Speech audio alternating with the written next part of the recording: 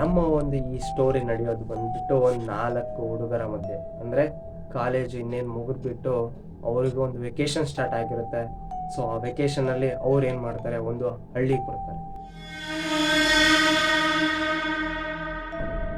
ಈ 4 ಹುಡುಗರು ಅಂದರೆ ಜೆನ್, ರೀಡ್ ಮತ್ತು ಟೈಲರ್, ಮಾಯಾ ಕಾರ್ನಲ್ಲಿ ಹೋಗ್ತಿರ್ತಾರೆ. ಒಂದು ಹಳ್ಳಿಲಿ ಒಂದು ಬಂಗ್ಲೆ ನೋಡ್ತಾರೆ. ಅವ್ರು ಏನು ಮಾಡ್ಬಿಡ್ತಾರೆ, ಅವ್ರ ಅಜ್ಜಿ ಮನೆಗೋ ಅವ್ರ ಅಜ್ಜನ ಮನೆಗೋ ಹೋಗ್ಬಿಡ್ತಾರೆ. ಅವತ್ತಿನ ದಿನ ಏನೋ ಅವ್ರು ಉಳ್ಕೊಂತಾರೆ.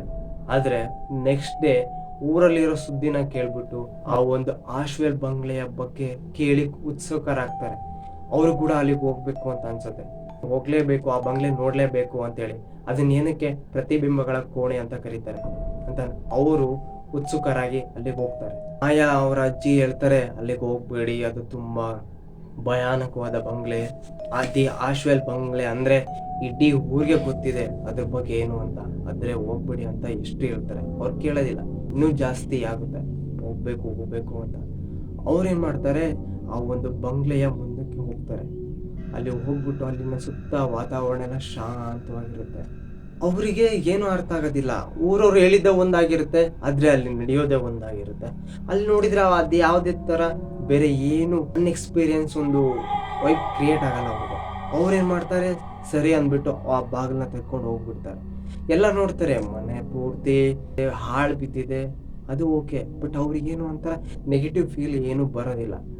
ಅವಾಗ ಏನ್ ಮಾಡ್ತಾರೆ ಅಂದ್ರೆ, 2ನೇ ಮಹಡಿಯಲ್ಲಿ ಒಂದು ವಿಚಾರ ಕೇಳಿದ್ರು. ಅಲ್ಲಿಗೆ ಹೋದವ್ರು ಯಾರು ಇವತ್ತಿಗೂ ವಾಪಸ್ ಬಂದಿಲ್ಲ ಅಂತ. ಅವ್ರೇನ್ ಮಾಡ್ತಾರೆ, ಆ 2ನೇ ಮಹಡಿಗೆ ನಿಧಾನವಾಗಿ ಒಬ್ಬೊಬ್ಬರಾಗೆ ಹೋಗ್ತಾರೆ. ಅದರ ಬಗ್ಗೆ ಮಾತಾಡ್ಕೊಂತ ಎಲ್ಲರೂ ನಿಧಾನವಾಗಿ ಬನ್ನಿ ಅಂತ ಹೇಳ್ಕೊಂತ ಹೋಗ್ತಾರೆ. ಇನ್ನೊಂದು ಆಸೆನೂ ಮಾಡ್ಕೊಂತ ಹೋಗ್ತಾರೆ. ಅವ್ರಿಗೆ ಅದ್ರ ಮುಂದೆ ನಡೆಯೋ ಒಂದು ವಿಚಾರದ ಬಗ್ಗೆ ಅವ್ರಿಗೆ ಗೊತ್ತೇ ಇರಲ್ಲ. ಅವರು ನಿಧಾನವಾಗಿ ಬರ್ತಾ 2ನೇ ಮಹಡಿ ಬಂದು ತಲುಪ್ತಾರೆ. ಅಲ್ಲಿ ಹೋಗಿ ನೋಡ್ತಾರೆ, ಒಂದು ಕನ್ನಡಿ ಇರುತ್ತೆ. ಅದು ಒಂಥರ ನೋಡಕ್ ವಿಚಿತ್ರವಾಗಿರುತ್ತೆ. ಅದ್ರ ಮುಂದೆ ಟೈಲರ್ ನಿಂತ್ಕೊಂಡ್ಬಿಟ್ಟು ಅವನಿಗೆ ಊರಲ್ಲಿ ಹೇಳಿರೋರೆಲ್ಲ ನೆನಪಾಗುತ್ತೆ. ಏನಂತ ಹೇಳಿದ್ರು ಅಂದ್ರೆ, ಅದ್ರ ಮುಂದೆ ಯಾರಾದ್ರೂ ನಿಂತ್ಕೊಂಡು ಅವರ ಒಂದು ಹೆಸರನ್ನ 3 ಸಾರಿ ಹೇಳಿದ್ರೆ ಅವರಿಗೆ ಅವರ ಒಂದು ಪ್ರತಿಬಿಂಬ ಅಂದ್ರೆ ವ್ಯಕ್ತಿತ್ವ ಕಾಣಿಸುತ್ತೆ. ನಂತರ ಏನಾಗುತ್ತಂದ್ರೆ, ಅವನ ಒಂದು ಕಣ್ಣುಗಳು ಬಿಳಿದಾಗ್ತವೆ, ಅವನ ಒಂದು ಕಣ್ಣುಗಳು ಅಗಲ ಆಗ್ತವೆ. ಅದನ್ನ ಅವನು ಗಮನಿಸೋದಿಲ್ಲ. ಸೊ ಆಮೇಲೆ ಏನ್ ಮಾಡ್ಬಿಟ್ಟು ಅವನ ಪಡೆ ಅವನು ಹೋಗ್ಬಿಡ್ತಾನೆ. ಆಯ್ತು, ಎಲ್ಲರೂ ಬಂದ್ರು, ಒಬ್ಬೊಬ್ಬರಾಗಿ ಬಂದು ಹೇಳಿದ್ರು, ಆಯ್ತು. ಅವ್ರಿಗೆ ಆ ಕ್ಷಣ ಏನೋ ಅವ್ರಿಗೆ ಡಿಫ್ರೆನ್ಸೇ ಕಾಣಿಸಲ್ಲ. ತದ ನಂತರ ಅವ್ರು ಏನ್ ಮಾಡ್ತಾರೆ, ತಮ್ಮ ಹೋಗ್ಬಿಟ್ಟು ಅವ್ರವ್ರ ಕೋಣೆಯಲ್ಲಿ ಅವ್ರು ಮಲ್ಕೊಂಡ್ಬಿಡ್ತಾರೆ. ರಿನ್, ಜೇಡ್, ಟೈಲರ್ ಮತ್ತು ಮಾಯಾ ಇವರಿಬ್ರು ಒಂದು ಕೋಣೆಯಲ್ಲಿ, ಇವರಿಬ್ರು ಒಂದು ಕೋಣೆಯಲ್ಲಿ ಮಲ್ಕೊಂಡಿರ್ತಾರೆ. ಮಾಯಾ ಕಡೆಯಿಂದ ಒಂದು ಕಿರ್ಚಿಕೆ ಬರುತ್ತೆ. ಏನಂತ ಅಂದ್ಬಿಟ್ಟು ಎಲ್ಲರೂ ಬಂದು ನೋಡ್ತಾರೆ, ಶಾಕ್ ಆಗ್ಬಿಡ್ತಾರೆ. ಇಬ್ರು ಮಾಯಾ ನಿಂತಿರ್ತಾರೆ. ಅವ್ರಿಗೆ ಗೊತ್ತಾಗ್ತಿರಲ್ಲ ಯಾರು ನಿಜವಾದ ಮಾಯಾ, ಯಾರು ಮತ್ತೆ ಫೇಕ್ ಅಂತ. ಅದು ಅರ್ಥ ಆಗ್ತಾನೆ ಇರಲ್ಲ.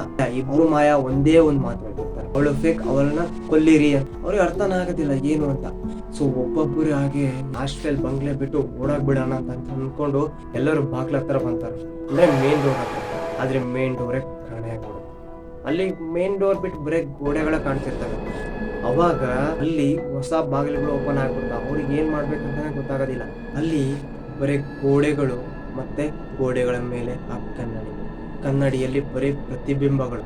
ಈ ಪ್ರತಿಬಿಂಬ, ಗೋಡೆ, ಕನ್ನಡಿ ಬಿಟ್ರೆ ಬೇರೆ ಏನು ಕಾಣಿಸೋದಿಲ್ಲ. ಮಾಯಾ ಒಂದು ನಿರ್ಧಾರಕ್ಕೆ ಬರ್ತಾಳೆ, ಈ ಕನ್ನಡಿಗಳು ಇದ್ರೆ ತಾನೇ ನಮ್ಗೆಲ್ಲ ಇಷ್ಟೆಲ್ಲ ತೊಂದರೆ. ಈ ಕನ್ನಡಿಗಳನ್ನೇ ಹೊಡೆದಾಕ್ಬಿಟ್ರೆ ತೊಂದರೆಗಳೇ ಇರೋದಿಲ್ಲ ಅಲ್ಲ ಅಂತ ಹೇಳ್ಬಿಟ್ಟು ಆ ಕನ್ನಡಿನ ಹೊಡೆಯೋಕೆ ನಿರ್ಧಾರ ಮಾಡ್ತಾರೆ.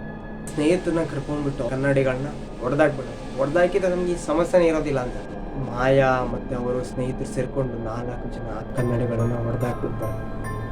ಹೊಡೆದಾಕಿದ್ಮೇಲೆ ಅನ್ಕೊಂತಾರೆ, ಅಬ್ಬಾ ಈ ಸಮಸ್ಯೆ ಎಲ್ಲ ಬಗೆಹರಿದೋಯ್ತು, ಇನ್ನೇನು ಆಗಲ್ಲ, ನಾವು ಮನೆಗೆ ಹೋಗ್ಬಿಡ್ಬೋದು ಅಂತ.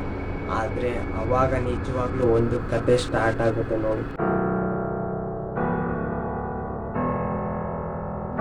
ಆ ಕನ್ನಡಿಗಳೇನು ಹೊಡೆದಾಕಿರ್ತಾರಲ್ಲ, ಅದರ ಹಿಂದೆ ವಿಶೇಷವಾದ ಒಂದು ಬಾಗಿಲಿರ್ತವೆ. ಆ ಬಾಗಿಲುಗಳನ್ನ ಎಲ್ಲರೂ ಓಪನ್ ಮಾಡಿ ನೋಡಿದ್ರೆ ಶಾಕ್ ಆಗ್ಬಿಡುತ್ತೆ. ಕನ್ನಡಿಯಲ್ಲಿ ಬರೀ ಅವರ ಬಿಂಬಗಳು. ಆದ್ಮೇಲೆ ಅವರಿಗೆ ಕಾಣಿಸುತ್ತೆ ನೋಡಿ, ಸತ್ತ ಶವಗಳನ್ನು ನೇತಾಕಿರುವ ಶವಗಳು ಕಾಣ್ತವೆ. ಅವು ಯಾವುವು ಅಂತ ಅಂದ್ರೆ, ಅದರಲ್ಲಿರುವ ಅವರ ಒಂದು ಮಾಯಾ, ರಿನ್ ಮತ್ತು ಜೇಡ್ ಇವರ ಶವಗಳೇ ಕಾಣ್ತಿರ್ತವೆ. 4 ಜನಗಳ ಶವ ಪತ್ತೆ ಆಗ್ತವೆ. ಆಯ್ತು, ಅಲ್ಲಿಗೆ ಎಲ್ಲ ಮುಗೀತು, ಇಲ್ಲಿಗೆ ಸ್ಟೋರಿ ಇದು ಕಂಪ್ಲೀಟ್ ಆಗಿ ನಿಂತೋಗುತ್ತೆ ಅಂತ ಅನ್ಕೊಳೋ ಅಷ್ಟರಲ್ಲಿ ಇನ್ನೊಂದು ಟ್ವಿಸ್ಟ್ ಕೊಡ್ತಾರೆ ನೋಡಿ. ಅಲ್ಲಿ ಆಕ್ಚುಲಿ ಹೇಳ್ಬೇಕಂದ್ರೆ ಆ 4 ಜನದಲ್ಲಿ ಇನ್ನು 3 ಇಲ್ಲೇ ಇಲ್ಲ. ಟೈಲರ್ ಒಬ್ಬನೇ ಈ ಕಥೆಯಲ್ಲಿ ಇರೋದು. ಯಾಕಂತಂದ್ರೆ ಕಾಲೇಜ್ ದಿನಗಳಲ್ಲಿ ಟೈಲರ್ ಒಬ್ಬ ಮಾನಸಿಕ ರೋಗ ವ್ಯಕ್ತಿ. ಇಲ್ಯೂಷನೇಷನ್ ಜಾಸ್ತಿ ನೆನ್ಸ್ಕೊಳೋದು. ಈಗ ಜನ ಅವನ ಹತ್ರ ಇಲ್ಲ ಅಂದ್ರೂ ಕೂಡ ಇದ್ದಾರೆ ಅಂತ ಅನ್ಕೊಂತಾರೆ. ಇಲ್ಲೇ ಒಂದು ಟ್ವಿಸ್ಟ್ ಕೊಡೋದು. ಅಲ್ಲಿ ಮಾಯಾ, ರಿಂಗ್ ಮತ್ತು ಏಟ್ ಅನ್ನೋದು ಇಲ್ಲೇ ಇಲ್ಲ. ಅದು ಅವನ ಒಂದು ಇಲ್ಯೂಷನೇಷನ್, ಅವನಿಗೆ ಗೊತ್ತಾಗೋದಿಲ್ಲ. ಕಥೆಯಲ್ಲಿ ಏನಂದರೆ ಟೈಲರ್ ಮಾತ್ರ ಆಗಿ ಬಂಗ್ಲೆಗೆ ಹೋಗಿರ್ತಾನೆ. ಈ ಶವಗಳ ಒಂದು ಇಲ್ಯೂಷನೇಷನ್ ಅವನಿಗೆ ಬರುತ್ತೆ. ಅದರಿಂದ ಅವನು ಸಾಯಲ್ಪಟ್ಟಿರ್ತಾನೆ. ಮರುದಿನ ಅಲ್ಲಿಗೆ ಪೊಲೀಸರು ಬರ್ತಾರೆ, ಇನ್ವೆಸ್ಟಿಗೇಷನ್ ಮಾಡ್ತಾರೆ, ಎಲ್ಲ ನಾರ್ಮಲ್ ಡೆತ್ ರಿಪೋರ್ಟ್ ಬರೆದು ಬಿಡ್ತಾರೆ. ಅವ್ರಿಗೆ ಗೊತ್ತಿದೆ ಈ ಬಂಗ್ಲೆ ಬಗ್ಗೆ, ಅದರ ಒಂದು ಹಿಂದಿನ ಸ್ಟೋರಿ ಬಗ್ಗೆ ಗೊತ್ತಿದೆ. ಅಲ್ಲಿಗೆ ಹೋದವ್ರು ಇವತ್ತಿಗೂ ತಿರುಗಿ ಬಂದಿಲ್ಲ ಅನ್ನೋದು ಗೊತ್ತಿದೆ. ಅದು ಹೇಗೆ 4 ಜನ ಹೋದ್ರು ಅಂತ ಅವನಿಗೆ ಗೊತ್ತಿಲ್ಲ. ಆದರೆ ಅದರಲ್ಲಿ ಆ 3 ಶವಗಳೇನಿಲ್ಲ ಅವೆಲ್ಲ ಹಳೆಯದು. ಟೈಲರ್ದು ಮಾತ್ರ ಹೊಸ ಶವ.